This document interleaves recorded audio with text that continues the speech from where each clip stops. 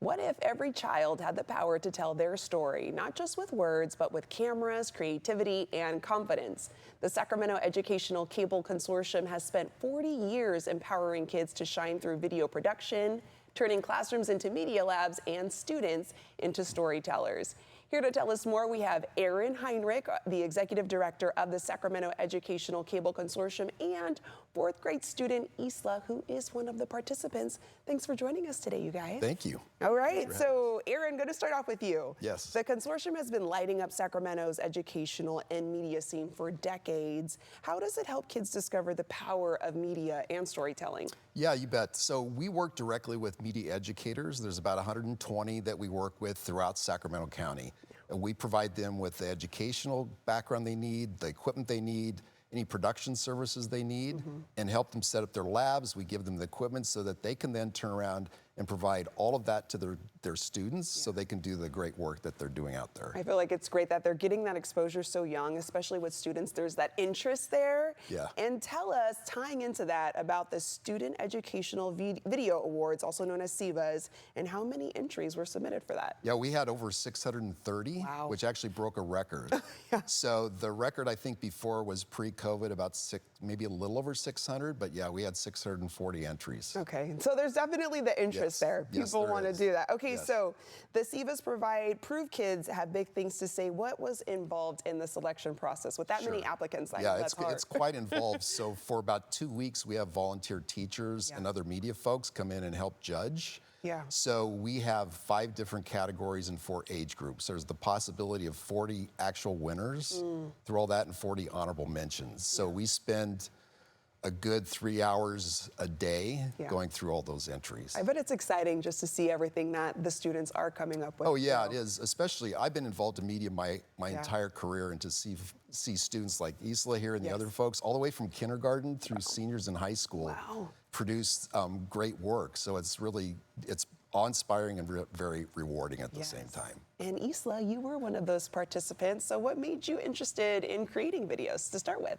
Well, my media teacher, Miss Darrow, really inspired us and really encouraged us to submit these videos for the SEVAs. Yeah. And I was inspired by something that happened in my own school library to create my video, Representation in Libraries Matters. And That's exciting. I mean, okay, so you mentioned your project, Representation in Libraries Matters. What kind of sparked that interest in covering that? Well, I was working with younger students, and one girl came up to me and asked if I could help find a book that looked like her, with a main character that looked like her. Yeah.